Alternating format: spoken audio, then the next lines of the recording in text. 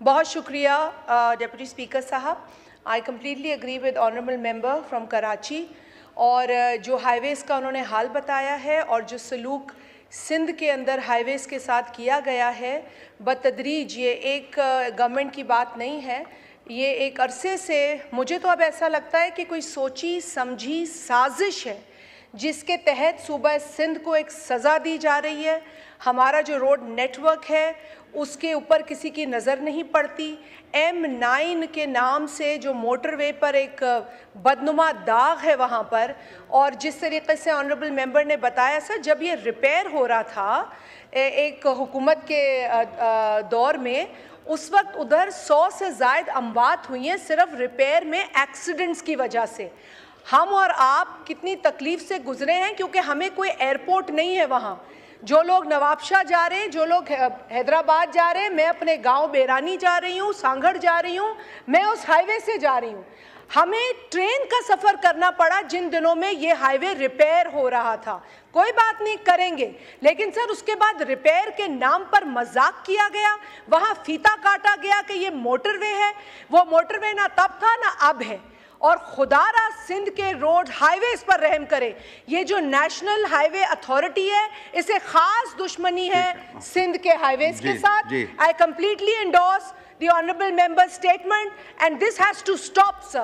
सिंध जो है हर तरीके से पाकिस्तान की तरक्की में कंट्रीब्यूट करता है, चाहे वो रिसोर्सेज हो, चाहे वो नेचुरल गैस हो, चाहे वो इलेक्ट्रिसिटी हो, you name it, and Sindh is contributing in the national spirit. But this is not the way that Sindh highways are going. आ गया सवाल जी। ये क्लब कर लेते हैं। और last question on this supplementary, Qadir Patel साहब ji. Sir thank you very much.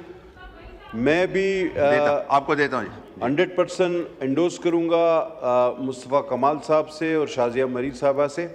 और sir इस सवाल को आगे बढ़ाते हुए, जिस तरह मेरी बहन ने इसमें खुद एक इजाफा किया कि फ़िशरी सेक्टर ऑफ ये सीपेक, मैं सिर्फ ये पूछना चाहूँगा कि जो माहीगीर हैं ग्वादर से लेकर जीवनी से लेकर केटी बंदर तक, वो मज़ीद कसम पुरसी की ज़िंदगी गुजार रहे हैं। और ये सीपेक जो है उसमें आज तक फिशरीज सेक्टर में क्या काम किया गया, कौन सा काम किया गया, कितने पैसों से किया गया, कोई एक तसल्ली बख्श जवाब दे दें। और सर इसको थोड़ा सा मैं मज़ीद आगे बढ़ाऊंगा, जैसे कि मुस्तफ़ा कमाल साहब ने कहा कि पोर्ट से जब गाड़ियां निकलती हैं तो पूरी सिटी को चौक कर देती हैं। अब सर अगर पोर्ट से गाड़ियां निकलती हैं, इसका मतलब है मेरे हल्के केमाड़ी से निकलती हैं, वो एक सड़क से जो सिटी को चौक कर सकती हैं, जब वो एक रोड को चौक करती हैं, बिलीव मी सर, 3-3 दिन 3-3 रातें वो ट्रैफिक बंद रहता है, बच्चे स्कूल नहीं पहुंचते, सब्जियां खाने की चीज़ें नहीं पहुंचती। वो एक ही सड़क है जो आपको पता है नेटिव जेटी वाली, वो 3-3 दिन तक बंद होती है, तो वहाँ के लोग सर घुटन से मर रहे होते हैं। तो बहरहाल सर मेरे ये दो सवाल हैं कि फिशरीज सेक्टर में क्या काम किया गया है, और ये जो किमाड़ी से रास्ता बाहर निकलता है खुदारा, इसको किस तरह आप ठीक करेंगे। आप सीपेक का नाम तो ले रहे हैं, लेकिन वही वाली बात कि सिंध से दुश्मनी का क्या, आखिर आपको क्या मतलब, क्या दुश्मनी है सिंध से?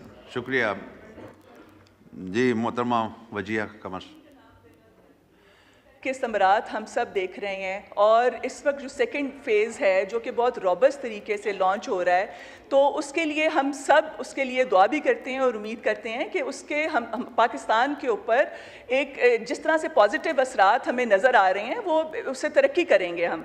अब जो फिशरीज से रिलेटेड जो पूछा गया है, Gwadar fish harbour and boat making industry on west bay, Gwadar smart environmental and sanitation system and landfill, dredging of berthing areas and channels, ये बहुत सारे प्रोजेक्ट्स हैं। उसके अलावा जो कि मैंने अभी थोड़ी देर इससे पहले जो एक सप्लीमेंट्री क्वेश्चन था उसमें भी कि जो प्री फैब्रिकेटेड जेटीज़ का जो वहाँ पे इंस्टॉल किए गए हैं, ताकि जो फिशरमैन ने वो सहूलत के साथ वहाँ पे अपना कारोबार कर सकें और फिशिंग कर सकें। उसके अलावा जो बोट्स हैं वो चाइना से वहाँ पे लेटेस्ट टेक्नोलॉजी की वो उनको प्रोवाइड की जा रही हैं, और उनको उसके साथ साथ स्किल्स और उनकी कैपेसिटी बिल्डिंग के लिए वोकेशनल ट्रेनिंग इंस्टीट्यूट्स में कोर्सेज करवाए जा रहे हैं, ताकि वो एक नई टेक्नोलॉजी की उससे फ़ायदा उठा सकें।